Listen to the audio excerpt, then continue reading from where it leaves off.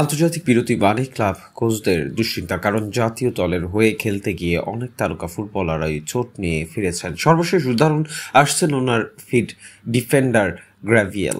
ব্রাজিলের হয়ে প্রীতি ম্যাচ খেলতে গিয়ে তিনি অ্যাডাক্টর ইনজুরিতে পড়েছেন। ব্রাজিল কোচ আনচেলত্তি বলেন, চোট কতটা গুরুতর তা এখনও নিশ্চিত নয়। গুরুতর সমস্যা হলো এমন চোটের কারণে ক্লাবকে গুরুত্বপূর্ণ ম্যাচ খেলোয়াড় ছাড়া খেলতে হয়, তবে কিছুটা স্বাভাবিক তিনি খেলতে পারেন।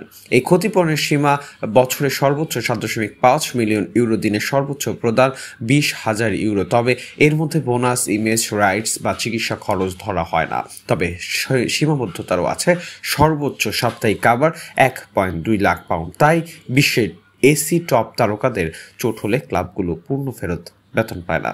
সব মিলিয়ে আন্তর্জাতিক ফুটবলার ও ক্লাব ফুটবলের টানাপোড়েন চলমান, কিন্তু আন্তর্জাতিক বা ফিফার এই প্রোটেকশন প্রোগ্রাম ক্লাবগুলো আর্থিক ক্ষতির হাত থেকে কিছুটা রক্ষা করে।